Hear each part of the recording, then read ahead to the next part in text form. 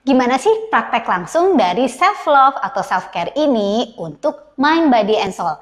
Terus ikutin video ini sampai akhir ya, supaya kamu tahu nih, apa sih yang bisa kita lakukan untuk mempraktekkan secara nyata bagaimana mencintai diri kita sendiri dan memberikan perhatian kepada diri kita untuk bisa nge-refresh lagi.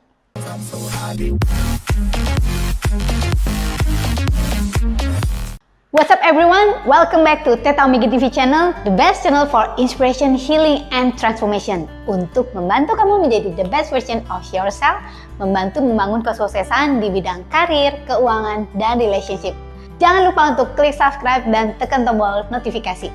Secara utuh, kita sebagai manusia adalah merupakan satu kesatuan mind, body, and soul. Pikiran, tubuh fisik, dan jiwa. Makanya yang kalau namanya self-love atau self-care itu nggak cuma mikirin atau mentingin tubuh kita.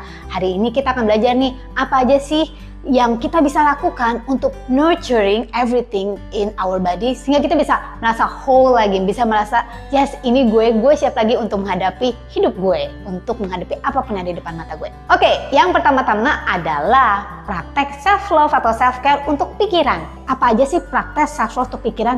Yaitu segala sesuatu yang bisa membantu kamu merasa lebih relax, merasa enjoy, pikiran nggak kusut, lebih nyaman. Beberapa hal yang kita bisa lakukan untuk menunjukkan cinta pada pikiran kita, misalnya dengan bermeditasi, menenangkan pikiran, dengerin lagu-lagu yang santai, yang bikin relax, bukan lagu-lagu yang terlalu heboh ya. Dan kita juga bisa baca buku favorit misalnya. Baca buku-buku bukan sesuatu yang berat, tetapi mungkin sesuatu yang lucu, yang bisa bikin kamu ketawa, yang bisa bikin kamu merasa santai dan enjoy. Kamu juga bisa menuliskan hal-hal yang kamu syukuri dalam hidup ini. Itu juga bisa membuat pikiran kamu merasa lebih enak dan lebih santai. Dan salah satu cara juga adalah mencoba praktek doodling atau drawing. Kamu pernah coba nggak? Saya bukan seseorang yang pintar untuk ngegambar, tetapi doodling atau drawing atau mewarnai sesuatu itu secara saintifik terbukti bisa membuat pikiran kita menjadi lebih rileks. Dan kamu juga bisa say yes to something fun. Jadi coba merencanain apa sih hal-hal yang bisa saya lakukan untuk membuat saya lebih senang. Misalnya merencanakan liburan. Hanya dengan perencanaan aja pikiran kita itu bisa merasa lebih rileks loh. Ngelihat gambar-gambar tentang tempat-tempat berlibur yang kita inginkan, itu bisa membuat kita merasa lebih rileks dan memiliki harapan baru. Sampai di sini teman-teman, kira-kira kalau untuk kamu, apa sih yang kamu lakukan untuk for your mind and your body untuk merasa freshen up dan kamu bisa merasa yes, gue mencintai diri gue dan gue memberi waktu untuk body gue dan untuk pikiran gue. Tulis ya sebelum kita lanjut. Selanjutnya adalah self-love untuk body, yaitu segala sesuatu, everything that makes you feel fresh secara tubuh. Apa sih yang kita bisa lakukan? Ini gampang banget guys. You also know this. Have a pamper day. Pamper day, pergi ke spa, pergi massage tubuh, hal-hal yang bisa membuat kamu freshen up. Dan kamu juga bisa mandi bubble bath yang lebih lama, menikmati enjoy time with yourself. Yang ketiga adalah self-love untuk jiwa kita, for our soul. Lakukan hal-hal yang menyentuh jiwa kita, yang membuat kita merasa we feel good and better about ourselves emotionally, mentally, spiritually. Apa aja yang kita bisa lakukan untuk melakukan self-love terhadap jiwa kita atau soul kita? Kamu bisa mulai dengan mencoba journaling atau menuliskan perasaan-perasaan kamu. Karena dengan mengenali perasaan-perasaan kita, kita lebih connect dengan jiwa kita. Nah, kita juga bisa mulai dengan menuliskan afirmasi-afirmasi positif yang efeknya langsung ke kita. Misalnya, I feel beautiful, I'm good enough for myself, I prioritize myself, I love myself.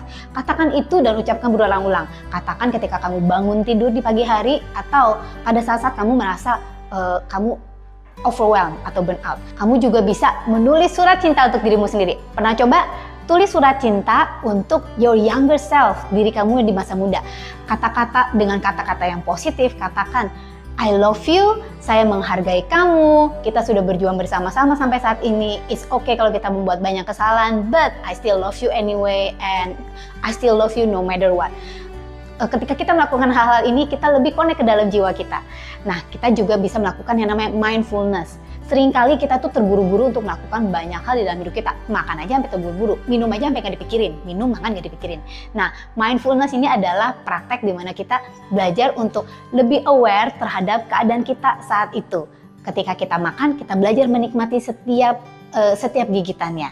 Juga kamu bisa membuat daftar 10 hal yang kamu cintai dan yang kamu sukai tentang dirimu sendiri. Seringkali kita itu banyak banget kritiknya terhadap diri kita. Gue pendek, gue nggak ini, gue kayaknya nggak bisa ngomong, gue kayak ini, no. Tapi pernah nggak kamu mikirin hal-hal yang kamu sukai atau kamu cintai dari dirimu sendiri?